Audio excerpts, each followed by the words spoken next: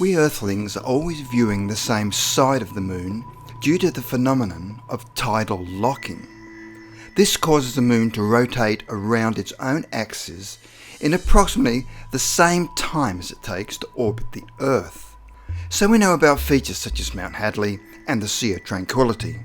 On the side of the moon, astronomers can observe. But what about the side facing away from us? Are there beings living or working there? Why have there been no manned moon landings missions since 1972? Here are 5 astonishing disclosures about what exists on the far side of the moon.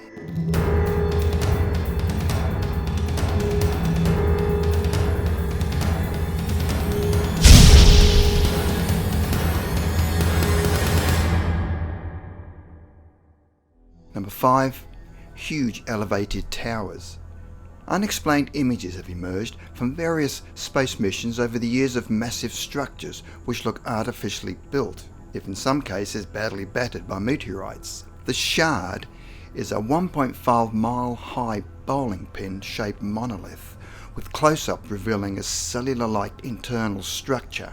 It is located close to the Tower Cube, a 7 mile high structure topped by an astonishing glass cube with multi-layered reflective glass-like panes in a geometric design on a supporting tripodal base. This structure has been cross-confirmed with images from other moon missions, proving its definite presence in this location. Number 4. Evidence of colonization. There is further major evidence of colonization of the moon, whether recently and perhaps also dating back millennia.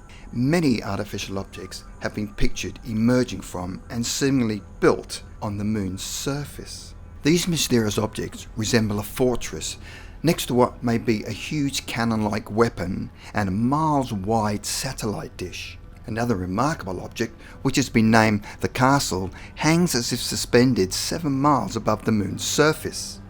This is geometrically designed with a cellular structure and glass-like panes. Again, its existence has been confirmed by multiple sightings and the fact that its shape varies with the angle of viewing. An EM-enhanced photograph of the castle shows that it is indeed hanging from a drooping cable. Other images which show inexplicable objects on the moon's surface include the strange mechanical-looking object which does not accord with any known human space junk, and this immense humanoid figure, like a large statue, and seeming to cast a shadow, caught in a still photograph by an unmanned mission. Another complex and mystifying structure is what appears to be a massive geometrical building with straight raised terraces and a large rectangular opening. Situated next to the Zeeman crater, this object was evident in original 1960s images, but has allegedly been airbrushed out by NASA in 2012, as it no longer appears in Google images of the same coordinates. Similarly, of the millions of high-resolution images obtained from the 2 flybys of the Galileo far-side moon mission from 1991 to 1992, only 8 are publicly available, leading to the question, what are they hiding? The Clementine Project was a 1994 photo reconnaissance mission to map and investigate every square inch of the moon to both undertake geological research and check for alien bases.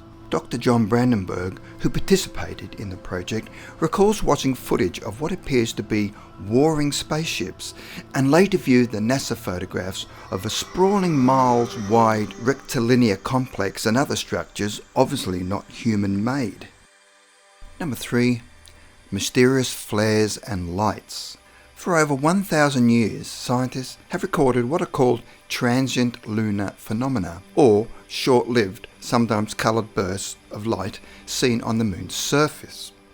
While some may have been caused by natural phenomena such as outgassing, others, like these blue hovering lights filmed in one of the first Apollo missions, cannot be explained.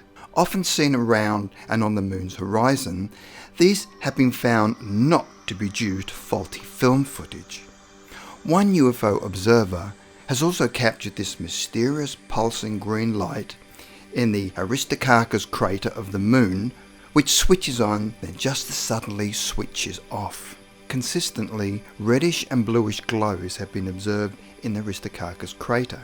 In 1969, German astronomers observed a bright blue light in the crater and requested NASA that the then operational Apollo 11 missions check this out. Neil Armstrong reported back that the crater was indeed illuminated with a bright fluorescence. There were over 400 reports of luminescence of the Aristarchus crater up to 1978. These data are now suppressed and no longer documented by NASA. And of the 2.5 million images collected by the Clementine operation, 1 million appear to have been blocked from the public domain by the US military. Is this a cover-up? Number 2. Alien landings. There seems some considerable evidence that alien craft are able to easily visit the moon. In 1971, in his role as the Apollo 15 lunar module pilot, US astronaut James Irwin filmed this fleeting glimpse of what appears to be a saucer craft hovering close to the mission base, as if observing the crew's activities. The dome shape and shadow beneath the craft are quite discernible. Many images also exist of huge cigar-shaped craft hovering above the moon's surface, with the shadow cast also evident. There have been 6 manned moon landings, all US NASA missions between 1969 and 1972, but no manned flights since then, with the last planned Apollo mission being cancelled at the last minute. Some commentators have suggested that NASA has been warned to stay away from the moon. Astronaut Neil Armstrong has certainly stated this, and that there were huge threatening crafts there. Astronaut Buzz Aldrin, when interviewed, confirmed seeing the blue lights of the UFOs following their craft, however refused to check photographs of the built structures.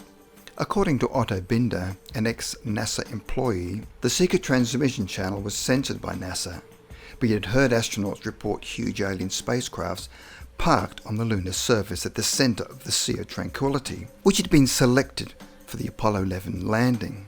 He recalled this transmission. "These babies are huge, sir. Enormous. Oh my God, you wouldn't believe it. I'm telling you, there are other spacecraft out there, lined up on the far side of the crater edge. They're on the moon watching us." This was later confirmed by another ex-NASA employee with high-level skills and clearance called Maurice Chatelain, who, in his 1978 book, documented that 2 alien craft were hovering and others lined up behind a crater observing Neil Armstrong's historic moonwalk. Chatelain made the claim that all Apollo and Gemini flights were followed, both at a distance and sometimes also quite closely, by space vehicles of extraterrestrial origin, flying saucers, or UFOs, if you want to call them by that name. Every time it occurred, the astronauts informed Mission Control, who then ordered absolute silence. It is believed in the UFO community that former astronauts would like to say more, but face a treason charge if they do. The Disclosure Project has brought forward other witnesses. Carl Wolf was an officer at Langley Air Force Base in Virginia in the 1960s when he was shown a mosaic of satellite images of the moon's far side. These revealed many buildings, some quite large, including towers, round structures, and objects resembling radar dishes. Another witness, Donna Hare, worked for a NASA subcontractor. She saw images of UFOs on the moon and met the technician whose job it was to airbrush them out. She stated that there were 3 alien craft on the moon at the time of the landings, and that they had become such a common sight that the code description used by astronauts was Santa Claus. Engineer Vito Saccheri was permitted by NASA and the CIA to view moon photos in 1979. He reported seeing obvious machinery on the surface showing bolted sections, a UFO rising from the surface and photographed directly above a crater. The unmistakable figure of a rectangular structure placed squarely in the biggest crater pictured a perfect 3-dimensional view. Although prohibited from taking notes or recording what he saw, Saccheri recalled a transcript which confirmed that the Apollo astronauts were switching to a secure station to report classified communications. In one transmission, he read, "Mission Control, we've got Santa Claus coming over the hill, followed by the command from base to switch to another station. Number 1. Evidence of mining activities. These track marks were originally thought to be created by moon sailing stones, which were thought to be able to move long distances when ice melted beneath them. However, with no wind and minimal gravity to cause such movements, these tracks remain unexplained and have been thought by some to have been caused by alien mining activities. It has been suggested that an alien species may be mining helium-3 from the vast supplies in the moon's crust. There is very little on Earth, and wanting exclusive rights to this source of nuclear fusion energy. One researcher has even examined what seems to be a deliberately blurred image and extrapolated a massive multi-plated mining machine which is able to move like a caterpillar over the moon's surface. The US military and the CIA have been accused of suppression of public knowledge and awareness of these far-side phenomena, lest they cause widespread panic and social dislocation. Jimmy Carter was the first US president to disclose to the world that he had seen a UFO. When running as a presidential candidate, he promised that if elected, he would try to release as much UFO and extraterrestrial information as possible, as long as this did not endanger national security. 5 months after his inauguration in 1977, Carter insisted on and did receive a briefing on these matters. A highly qualified and credible source reported that on being informed of far-side moon phenomena, Carter's response was to place his head on his hands and appear to weep. It was reported that the briefing had deeply upset him, but what was most disturbing to him was his powerlessness, despite being leader of the free world, to do anything about it.